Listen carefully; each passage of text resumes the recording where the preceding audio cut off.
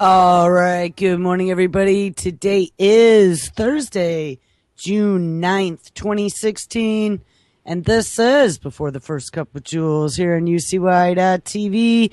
Happy Thursday, everyone. It is a sunny 72 degrees. Much nicer than it was yesterday here in upstate New York. I don't think we even made it above 60 yesterday. And it was a pretty chilly, like 40 some odd degrees last night. Actually, I take that back. It's 58. I was guessing as I was waiting for my phone to load. It's 58 degrees and sunny. Still a little chilly, but it's pretty outside. So where did we leave off yesterday? We titled the show. We can get there. Let's go. Well, we didn't talk about being unprepared. I went to go get coffee 2 minutes before the top of the hour, and as I'm coming back across the deck, come on, I realized very quickly that my poor little herbs, my basil and thyme, cilantro, all looked a little dry, so I started watering. And you know how that goes. And I'm watering a little more. And then I'm like, oh, wait, the show's going to start. All right, where did we leave off yesterday? We titled the show HR 5181, Propaganda, NSA 21, Big Brother, and A Brave New World. What a fitting name. I found out, I didn't realize this. I almost put 1984 in there, but I didn't. I used Big Brother instead because people would get confused, too many numbers. And I found out yesterday during Anti-Media, Claire Bernesh was on as a guest. She wrote a story yesterday, and apparently it was the 76th anniversary, I believe, of 1984 being released. So, how interesting is that? But we talked about a lot of things. We've been doing this whole immune system, synthetic vaccine, edible vaccine, synthetic human genome, synthetic shape-shifting immune system, hijacking gut bacteria, manipulating the human body with it. Probably the last 3, this might even be week number 4. I think we're going to wrap this up today. I don't know, I'm debating about tomorrow. I got a lot of stuff I got to do. And it's already into June, and things I haven't gotten done, and places I got to go. So, not sure if I'm going to be here tomorrow, but I'm going to try and wrap up as much as I can so I can close some of these tabs, so I can reboot this browser before it has a massive crash on me. So we've looked at all the connections between the DARPA Blue Angel program that I first learned about back in 2006. From a community project that was being financed by FEMA to train everyone in the case of a disaster or a pandemic. They told us all about this new universal flu vaccine that they were working on. At the time, they didn't tell us that it was coming out of tobacco or genetically modified plants to express antibodies. But they told us that they would be able to produce large numbers of antigens, and we didn't have to worry about the eggs. Because, of course, that's so unreliable and takes a really long time. So this would be able to speed things up. Now, we read just recently that within just an acre or two, you could make millions of doses of a vaccine. We were looking at the rice, the potato, the lettuce, the banana, a bunch of others. I mean, they've been doing this for a long time as far as experimentation. And my big question is, has it been in any of the food? And I want to look a little bit more at that. There's a big story here that I did not get to hit when we were digging into all the particular fruits and vegetables that they were modifying and turning into edible vaccines the other day.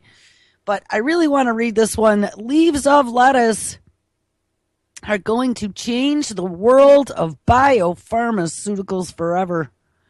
And found out this is at the University of Pennsylvania. And some of the other stuff that was going on was also down at the University of Arizona. We've run into both of those a few times now. The University of Pennsylvania has been doing all kinds of genetic research now. Now we know. I don't think all kinds of federal dollars for this, emergency vaccine grown out of edibles. And down in Arizona, of course, they're very close to a lot of the military-industrial complex. So just recently, they were working on some very high-tech photonics with the feds, with the Army. High-tech photonics make high-tech weaponry. Anyway, so let's read this and get through it. I want to hit like 8 or 10 stories today, so we'll see. You guys should start taking bets whether or not I'm going to ramble or I'm going to make it. Anyway, leaves of lettuce are going to change the world of biopharmaceuticals forever. Elon Musk may be convinced that artificial intelligence poses one of the single greatest threats to humanity, but we are here to tell you what you should actually be worried about is a world full of extremely hungry manatees or alligators and crocodiles if you happen to be in Florida. Not sure if you guys saw, but 3 or 4 stories now just over the last couple weeks of them finding human body parts or people getting munched by alligators or crocodiles down in Florida. I don't know what that's all about. Are they getting overrun or did the mafia find a good place to start chucking bodies? Pretty disturbing. Anyway, in fact, the next time you see a bloated and distended silhouette of a cow of the sea menacingly floating towards you with the speed of mobility of a scooter, then run. Which I don't know what that was about. The reason behind this cryptic post-apocalyptic premonition was because shit just got real for the world's supply of lettuce. What? And there may not be much of it left for manatees to eat once we humans get done using it up to save our lives. That's right. Researchers at the University of Pennsylvania have just found a way to use freeze-dried lettuce to create shelf-stable drugs. And this is a paradigm shift in the world of drugs, including vaccines. And it might just rock pharmaceuticals at its core. Traditional biopharmaceuticals or whole protein-based drugs are what we use today. And in general, they are ridiculously expensive, in part thanks to the need for refrigerated transport. Right. Remember, this is all about how to give vaccines to third world nations. Refrigeration and the lack thereof required is the key. A recently published study in the medical journal Biomaterials is the first to successfully demonstrate the commercial viability of producing low-cost drugs created entirely from plants. The researchers achieved this by freeze-dried lettuce leaves to create a blood clotting for hemophilia patients. But this hemophilia drug is just one of many that are in the works. And that's a new one for me. I mean, we've talked about hepatitis and malaria and tuberculosis. And I'm trying to remember, there were a whole bunch of them that the Indian scientist was talking about. The hemophilia drug is one of just many drugs in the works that are based on a completely new approach. The study's senior author, Professor Henry Danielle, explained that this is a milestone in our field to make a fully functional drug in a plant and then produce it at a large scale and in quantities sufficient for human clinical trials. More than 30 vaccines have been used producing lettuce. And these vaccines can be stored and shipped at room temperature, a much needed advance in the vaccine world. Now, how frightening is that? They could grow acres and acres and acres of lettuce and be making experimental vaccines for the national stockpile to be pulled out anytime there's a declared emergency as part of Project BioShield. You see, Traditional vaccines are made from killed pathogens, which are inactive versions of bacteria, viruses, and other microorganisms that create disease. And these pathogens need to be delivered and stored using refrigeration, but refrigeration is not available all over the world. And many remote areas do not have electricity. Oh, yes, polio was another one. And yes, a recent outbreak of polio in Africa is an example of the lack of electricity and its deadly effects. But now this new lettuce-based method of creating drugs works by injecting therapeutic proteins into lettuce cells. Well, when we were reading about DARPA and how they were doing that with the tobacco leaves, they literally had to drown the plant in these proteins and make them suck them up. It's just horrifying. This is enslaving another species now. It's just horrifying. And they're going to be totally messing with their food. Not that they weren't before, but we've been finding now, too, with this new CRISPR technology, and I have some more CRISPR stories toward the end here if we can get back there. Otherwise, that's going to be where we kick it off for the next show. With this new CRISPR technology, they're able to completely circumvent being considered in any way, shape, or form as genetically modified. Because the plant itself isn't being modified. The plant is being coaxed into producing something for them that is specialized, that is engineered. So it might be engineered, but it's not necessarily modified. Get it? So loopholes. Let's see if we can jump through another loophole. But it doesn't require any type of designation as being GMO. So even if we had labeling of some sort, you would never know. But we don't.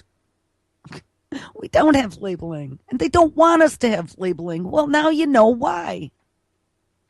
The new lettuce-based method, and remember, lettuce is just one of many foods we've discovered, and they've been experimenting since the late 80s, early 90s with this stuff. All of it, with the GMO, with the edible vaccines. Mad science gone mad, nanotechnology. And it's all now coming to a head. All the points are intersecting. But the new lettuce-based method of creating drugs works by injecting therapeutic proteins into lettuce cells. This method is cheaper, safer, and more readily available, largely because the resulting drugs are shelf stable for months or even years, and no need for pathogens, and no need for refrigeration. Now, you can even believe it. There is a video. We gotta check this out. I don't know. This is pretty good. It looks like a mad scientist playing with his tobacco leaves. Hopefully this doesn't lock up my machine. I don't know. We'll see if Skype answers. Do. It really wants to.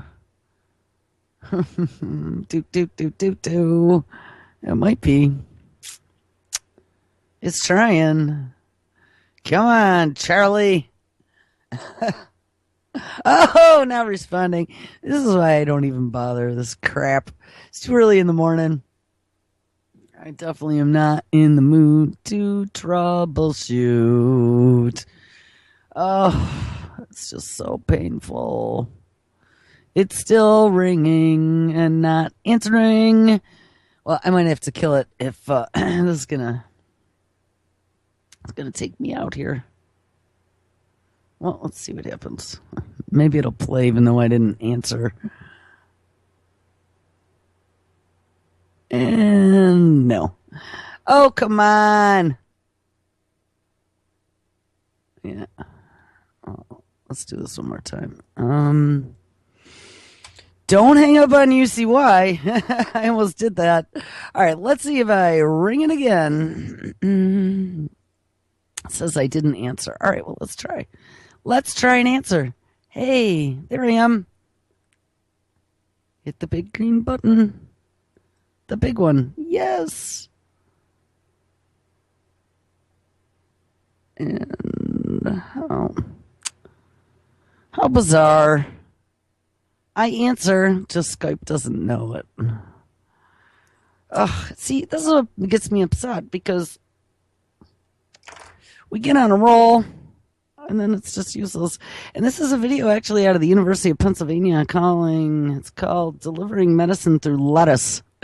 World-altering medical advancements. So I better save this one because I really want to play that. But I guess Microsoft is not going to allow me to utilize Skype today, even though I have paid subscriptions on multiple accounts. So I can have forwarding and phone numbers for call-in. And you don't get any type of technical support either when you run into issues. So screw you, Microsoft. Oh, well, forget it. Okay, so let's continue. Anyway, at Penn State, there's a state-of-the-art greenhouse that's been built, and they are growing polio, HPV, and diabetes drugs. HPV drugs, interesting. And they are among 30 different vaccines that have now been successfully engineered using lettuce. Remember, not modified, engineered. It turns out that lettuce's strong plant cells protect the vaccines, and its thin leaves are easily dried and powdered into capsules. Dr. Daniel says that this new method will make drugs better and change the landscape and save lives, and his goal is to conduct human studies. Yes, yes, yes. Over the next few years, an ambitious goal about which he is optimistic. And lettuce, how can you be so good for us? Well, sorry about that, manatees. Time to share the salad. How frightening, guys.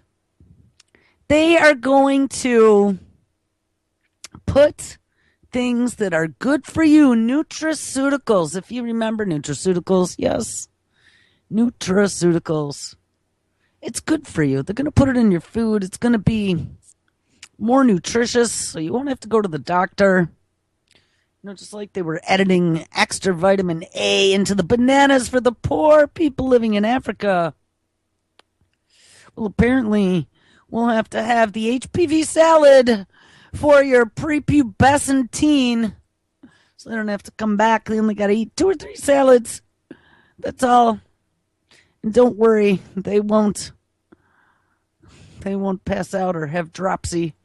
I don't know, there's all kinds of problems with that HPV vaccine. Lots of bad side effects. I would look at it before ever even considering it.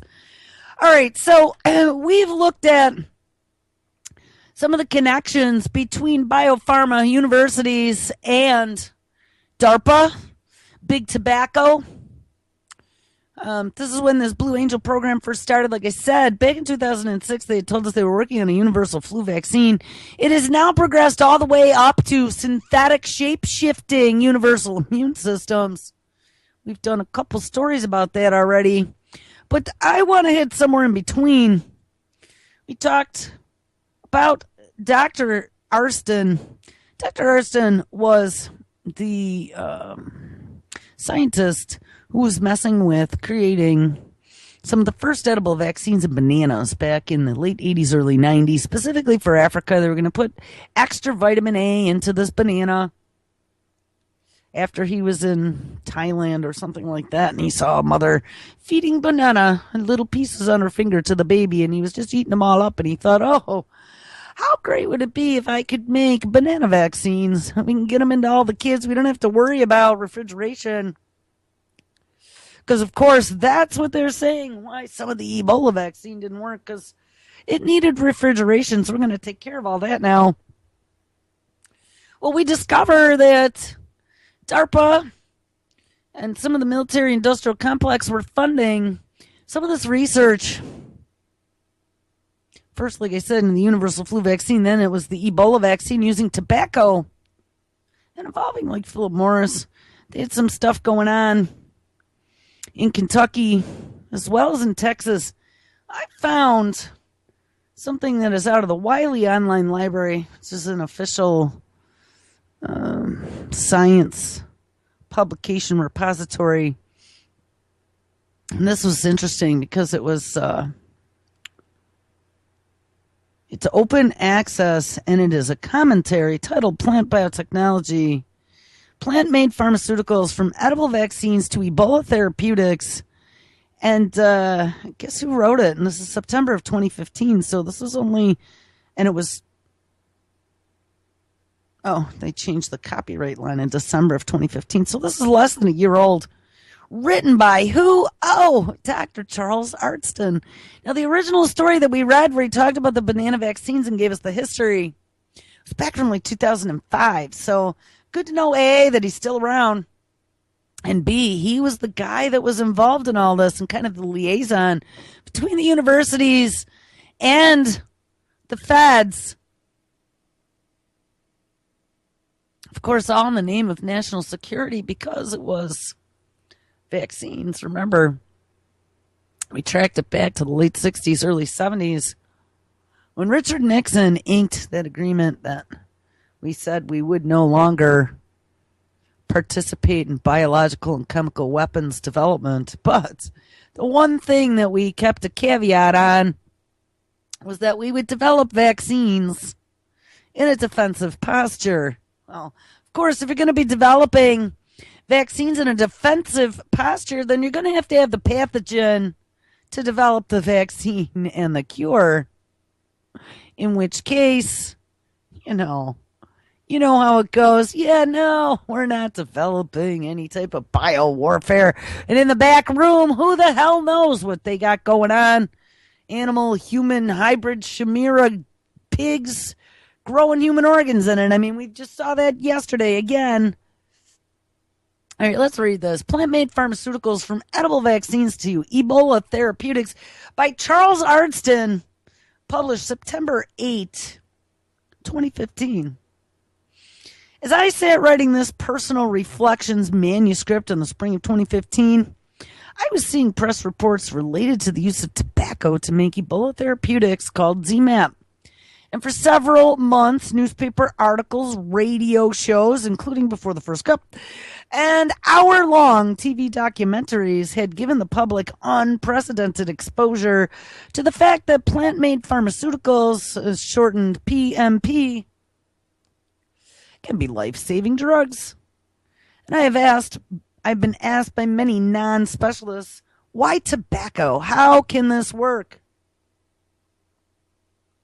And after spending over 20 years doing research in this field and many, many hours in public policy meetings promoting plant-made pharmaceuticals as an important tool of public health, I do not tire of hearing these same questions. Although there is an increasing pipeline of new protein drugs that will come from plants for both human and animal health, the general public has little knowledge of these specialized tools and therefore limited support for the field. Well, maybe we should get educated so we can support you feeding us pharmaceuticals through our food, Dr. Arntzen. And I don't think Dr. Arntzen has any evilness behind what he helped develop. But on the other hand, they put this stuff in the hands of people who should not be trusted. And that's the problem. The people who are running the show have not gained my trust in any way, shape, or form. For me to follow the future timeline, to believe that this is not going to be utilized in some nefarious way, especially as we're passing all of these international trade agreements where all labeling is removed. You don't need to know what country your food is from or what's in it. Don't worry, shut up, Johnny, and eat it. I think that that's the grand plan. And this has all been happening quietly, 20 years in the background with these edible pharmaceuticals. When I first heard about edible vaccines, I thought the Truth of Girls, April and Verstein, I thought they were kind of off the deep end on that. I'm like, come on, edible vaccines. That's what made me start looking into it. And I can't believe everything that I found and what an ugly, scary, tangled web it's woven. On August 4th, 2014, Dr. Arntzen opened an email from Larry Zetlin, a president of MAP Biopharmaceuticals, who made the ZMapp drug, in San Diego, California. It was a short message that alerted me to the fact that ZMapp had been used to treat 2 missionaries in Liberia and they were recovering from a severe Ebola infection. I don't remember two. I remembered one, but maybe there was a secret one. By that afternoon, the news wires were alive with stories with titles such as, and I think we even covered this very one, Secret Serum likely saved Ebola patient. And it was hardly a secret to Larry or me or any of our colleagues. Arizona State University had received substantial grant funds in 2002, including a subcontract to our colleagues in San Diego. MAP Biopharmaceuticals was then spun out and incorporated that following year. And remember, that's how they do it. DARPA sprinkles money at the university, gets them to do your research, gets them to come up with the mad science, and then they spin out, put out an IPO, become a private little company, and they have their little buddies now producing them whatever they want, and everybody's making money, and everybody's happy. It says we had proposed to the U.S. Army that plants, specifically tobacco, could be used for rapid production of vaccines or monocular antibodies, which are abbreviated MABS, that might be necessary to protect us from what? Oh, bioterrorism. Now, guys, remember I told you this came out of the whole big FEMA push of community preparedness after 2001, 9/11. They had biosensors all over New York City, and it was all about pathogens. So it ends up that this whole program also came out of 9/11. And yes, listen, so this might be necessary to protect us from bioterrorism, and this was shortly after terrorist attacks on New York and the Pentagon in 2001 and the use of anthrax spores for a bioterror attack in a U.S. Senate building. Funding for countermeasures were quickly becoming available, and their final report in 2005, and remember I found out about this in 2006, with that very FEMA money that was training communities to prepare for pandemics about the universal vaccine. Our 2005 final Army report, final report for the Army contract ended with the statement, quote, "We have demonstrated that Ebola virus specific humanized monocular antibodies can be produced using plant technology." Now, what happened right around this same time? Oh, the strategic stockpile started getting filled with lots of experimental vaccines to be used as a part of George Bush's Project BioShield in the event of an emergency without having to be tested on humans previously, because it's an emergency. We'll just throw everything we got at it. How frightening. Look at all these puzzle pieces just going click, click, click. And they're all tied into this edible vaccine stuff.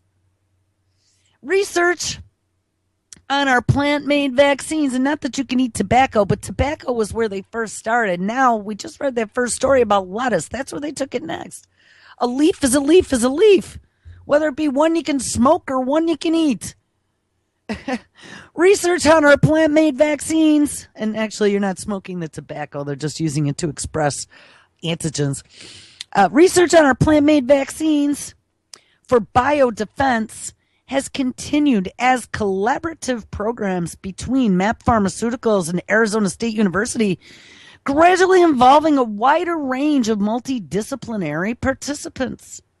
Chief among these scientists at the Kentucky Bioprocessing, told you, founded in 2006, and this is when they started working with big tobacco.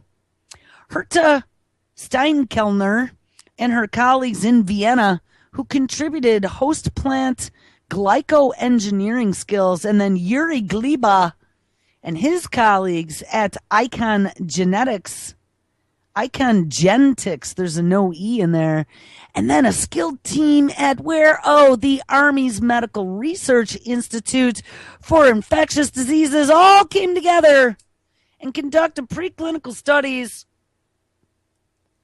of our Ebola-related products.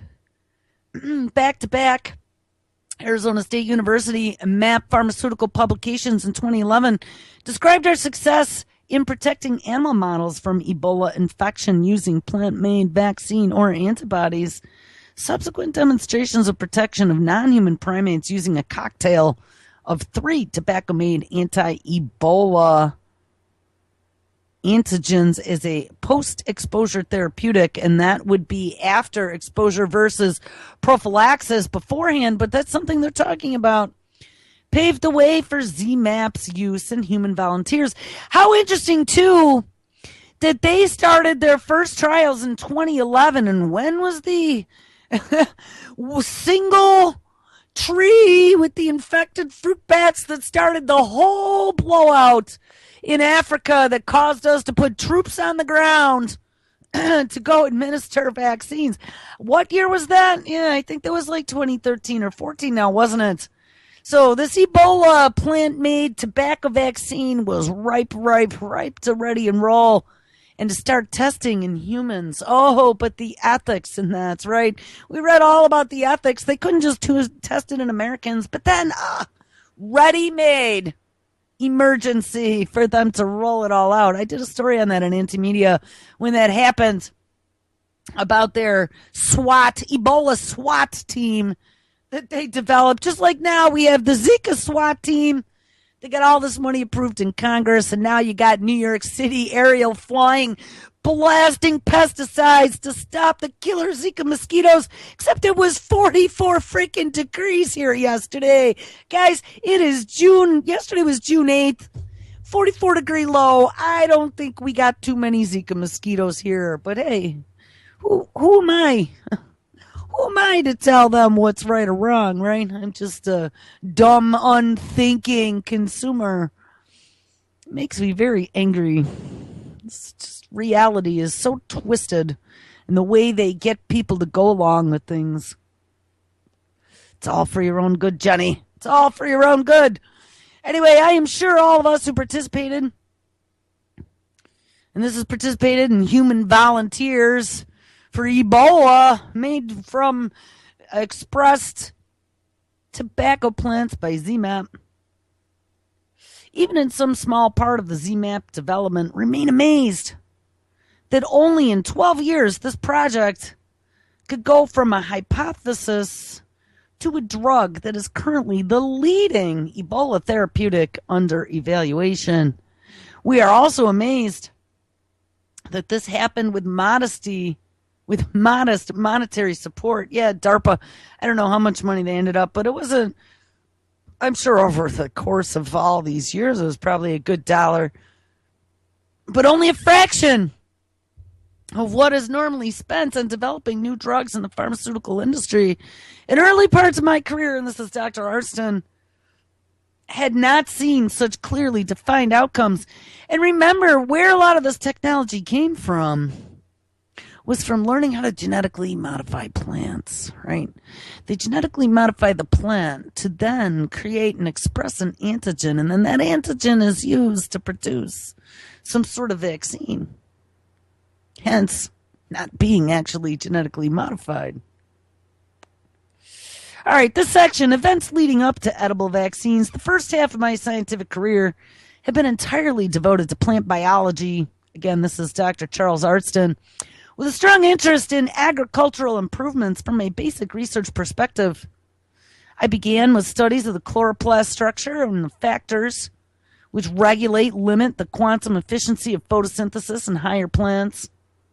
And after providing evidence that photosystems 1 and 2 exist in discrete polyprotein complexes, we were the first to show that proteins are phosphorylated in plants, a new emerging concept at that time, and showed further that kinase activation was controlled by membrane redox potential, also a novel idea. So I have no idea what any of that means, and we probably don't need to read all this. This is pretty technical, and I don't know what any of it means, so it really doesn't mean much.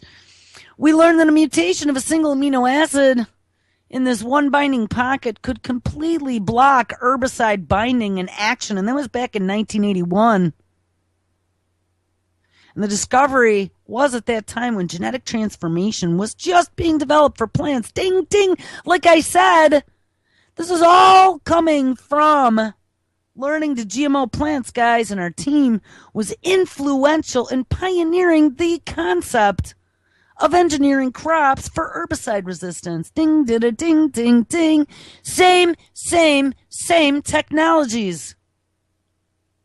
In 1984, Dr. Arntzen joined DuPont, and we're going to talk about some of DuPont's newest CRISPR corn to help create their program in crop biotechnology with a strong focus on creation of herbicide and insect resistance via introductions of new proteins into the crop plants. This was my first intensive interaction with scientists working at the forefront of gene expressions in plants. Guys, that was in 1984. I was still in high school. How long has this been going on? I mean, we know it's been going on for a long time, but how long have they been messing with GMOing food and slipping it in to see what happens without our knowledge? Because I think it's a lot longer than we thought.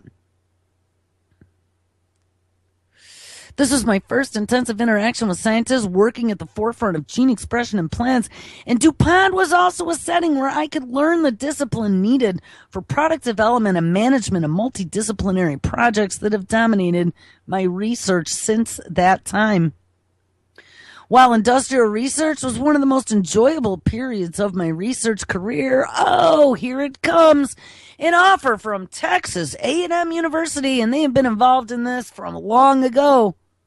We've talked about them and the opportunity to lead their creation of a research center in Texas Medical Center in Houston caused me again to change direction.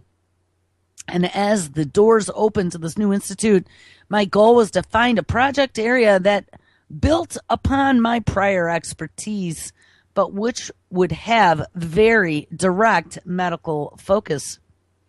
I was greatly influenced by the launch of the Children's Vaccine Initiative in September of 1990. And the purpose of this was to harness new technologies in the quest for the ultimate vaccine, including being affordable, heat stable, and orally administered. And this was the area when subunit vaccines were just being accepted. In 1986, a vaccine to prevent hepatitis B infection was licensed, in which the antigen was a viral surface protein produced in yeast using recombinant DNA technology. 1986, they already had a first GMO vaccine. This vaccine was highly effective and a dramatic breakthrough in vaccinology, but it was an injected vaccine and still comparatively expensive. My prior experience in DuPont made me ask, could plants make Hep B? And next, to ask whether or not other subunit antigens could be orally delivered. So while at Texas A&M, I had wonderful good fortune to meet Hugh S. Mason, who was a postdoctorate in biochemistry, and I was and still am impressed by his skills in plant molecular biology. Moreover, we hit it off personally. He accepted my naive notions about producing vaccines in plants and tempered the ideas with sound experimental planning. Oh, the evil pair met at Texas A&M. He was also willing to create a team with me and live through the early years of financial uncertainty as we tried to capture funding for plant-based vaccine research, a concept that grant panels found somewhat zany at the time. Yes, the zany technology. Our team has moved among 3 separate academic institutions over the last 25 years, and we have written jointly a large number of grant proposals and publications, and I am very grateful for this continued friendship and collegiality. Achieving the Hep B expression in plants in 1992 was our first joint publishable success. And Hugh and I were delighted to see that the antigen we'd recovered from transgenic plants was organized as a virus-like particle, ding, which had the same properties as the antigen in the yeast-produced Hep B vaccine back in 1986. While this may seem unsurprising today, it was a key step for us in convincing a skeptical vaccine research community about the plant-based concept. And in the next few years, we also created transgenic plants that expressed other antigens, including the binding subunit of E. coli enterotoxin and the capsid protein of norovirus genotype 1, or the Norwalk virus as it was known, which formed virus-like particles. Another necessary step for gaining credibility for plant-based pharmaceuticals was to show that oral delivery of tissue from transgenic plants would induce an immune response. And in a series of publications, we reported that feeding animals plant tissue expressing hepatitis B or Norwalk would induce antigen-specific antibodies. And if you think, too, about what Dr. Huber found in the livestock that were eating genetically modified alfalfa or soy, and how that was even passing over and through the placenta, you know that this stuff is going down the food chain, and anyone who consumes it is going to be affected by it. Using these data, we filed the investigational new drug applications, with the Food and Drug Administration and gained approval for 3 human clinical trials. And in all cases, the volunteers ate raw potato tubers, peeled and cut into bite-sized chunks. And in all cases, and these were the potato vaccines, we talked about these the other day, and in all cases, we saw antibody responses indicating mucosal immunization. And the mucosal is typically in the gut. In 2004, I was delighted to help organize a scientific conference on plant-based pharmaceuticals supported by the Foundation Murlieu and Vieux du Lac in France. I don't know who they are. I believe this was the first time that an international group had assembled to discuss plant-derived vaccines and antibodies, their potential and their limitations. We had noted that in the decade following our initial 1992 publication, at least 100 publications on the subject of plant-derived vaccines were in the journals, and describe now at least 45 antigens that they could produce in plants. Guys, this was in 2004.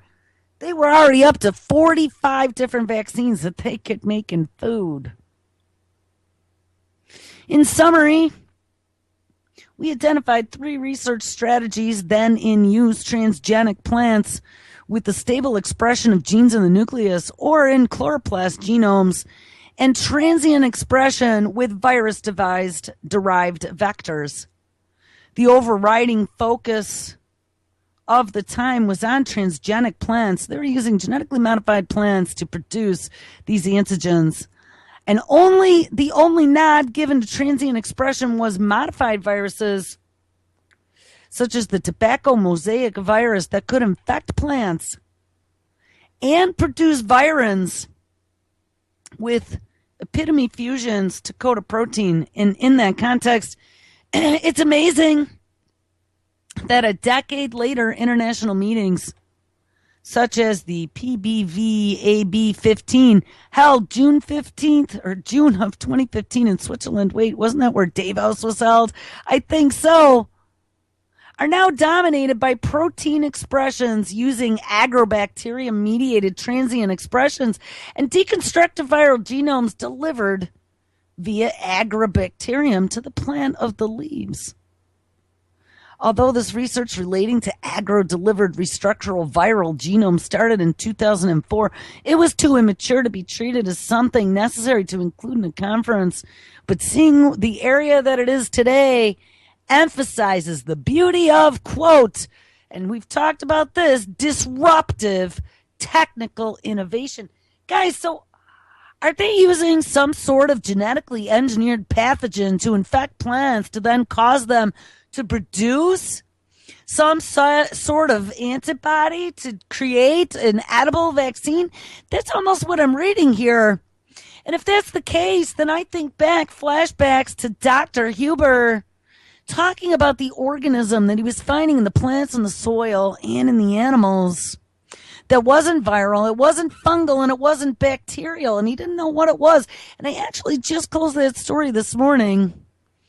Hold on, let me go. I had this open here already, and back from a few days ago.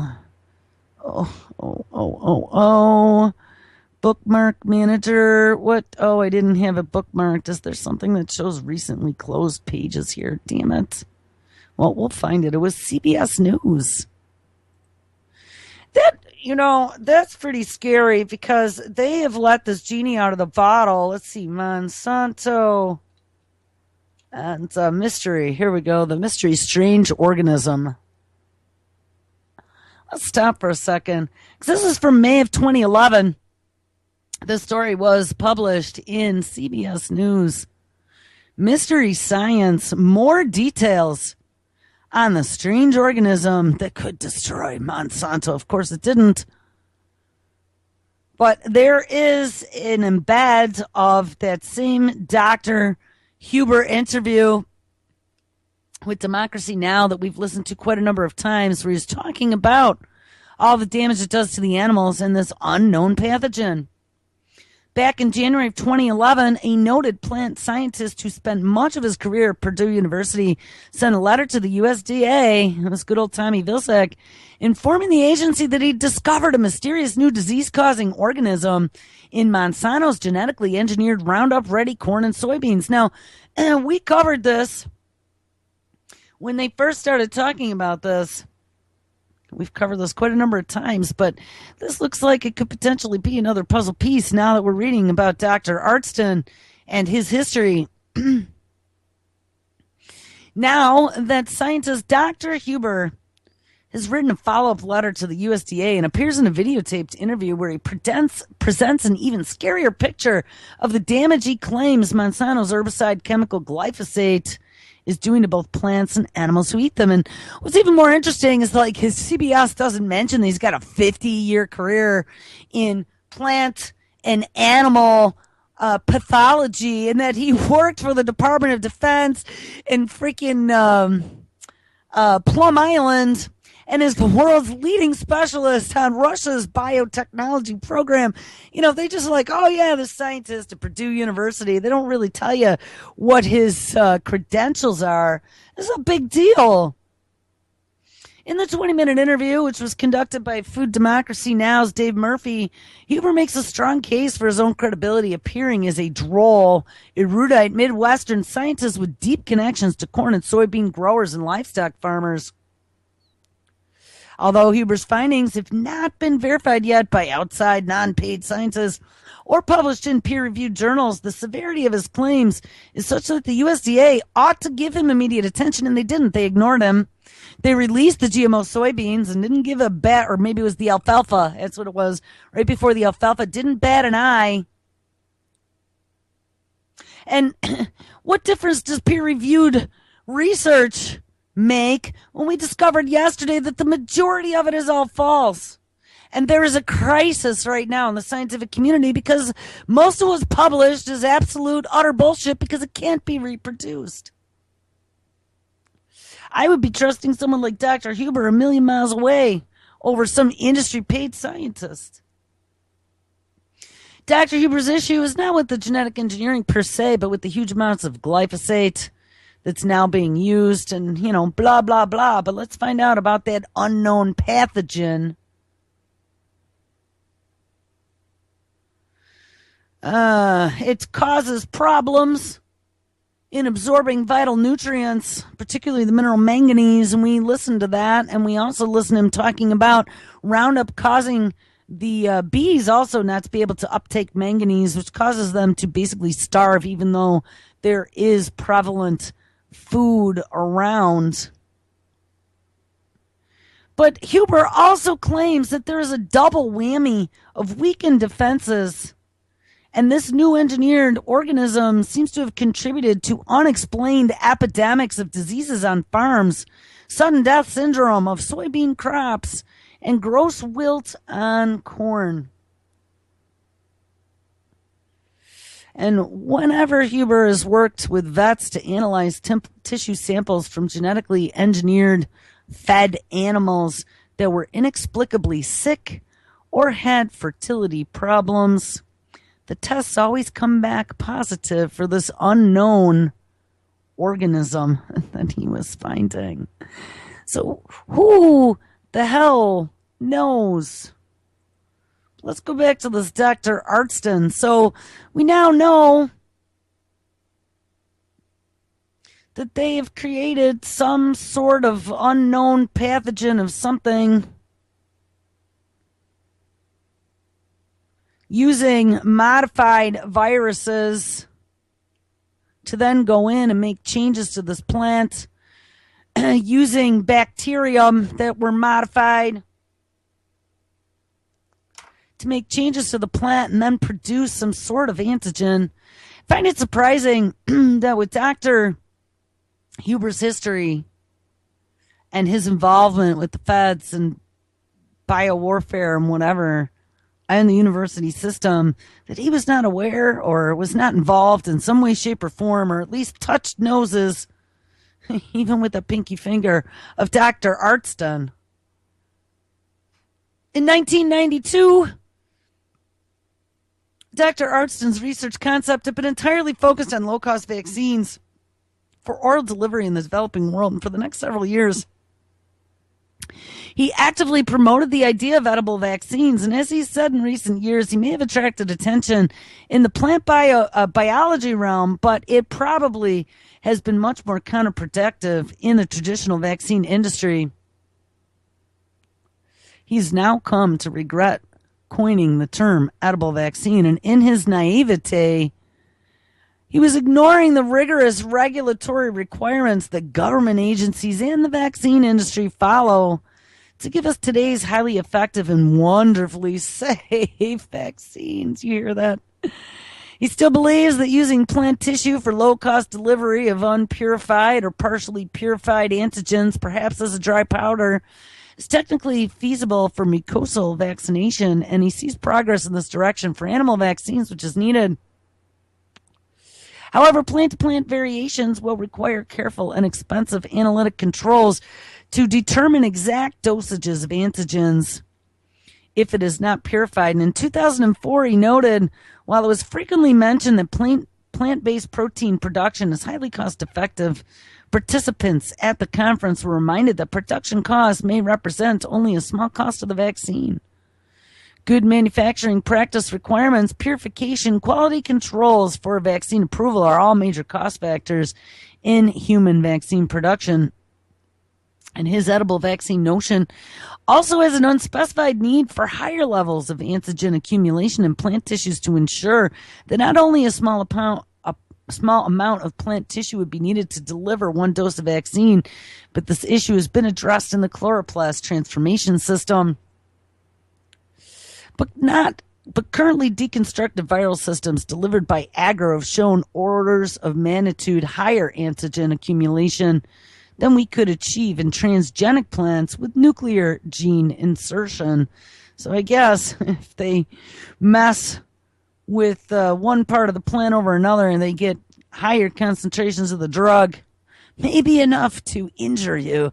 But by 2015, he has now come to appreciate that the cost of purifying an antigen or antibody or human enzyme may not be an impediment to the development of a new vaccine or drug if the desired protein is produced at high enough levels in the plant tissue. Purified antigens can then follow the regulatory pathways now well established for subunit vaccines or other drug proteins. And I don't know, do we read the very end of this?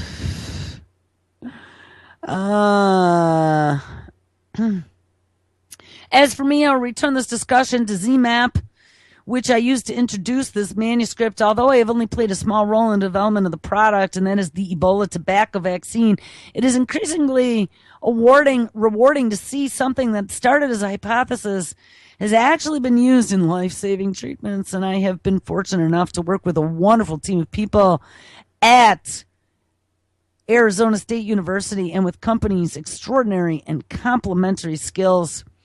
I am not yet ready to quit, as I believe that plant-made norovirus vaccines will only come if I can find a formulation that works as a robust mucosal vaccine, and we have ongoing research with that goal in mind.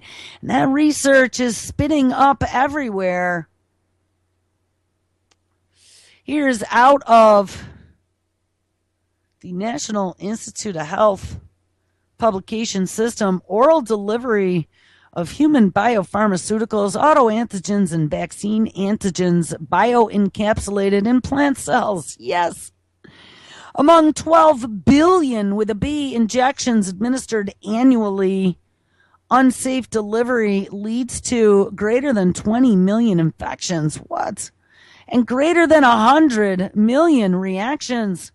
But in an emerging new concept, freeze-dried plant cells, and this time in lettuce, expressing vaccine antigens and biopharmaceuticals, are protected in the stomach from acids and enzymes, but then are released to the immune or the blood circulatory system when a plant cell wall is digested by microbes that colonize the gut. Look, the gut bacteria can aid them in releasing the antigen or pathogen that they have put into your edible food vaccine. Yes. Vaccine antigen bioencapsulated in plant cells upon oral delivery after priming conferred both mucosal and systemic immunity and protection against bacterial, viral, and protozoan pathogens or toxic challenge. Or delivery of autoantigens was effective against complications of type 1 diabetes and hemophilia. Therefore, this new platform offers a low-cost alternative to different therapeutic proteins to combat infectious or inherited diseases. All right, guys, if you can even believe it, that was a really fast hour. Make sure you stick around. Mr. Kevin Blanche is live up next. New Chuck Jelly in 3 and all kinds of live radio tonight.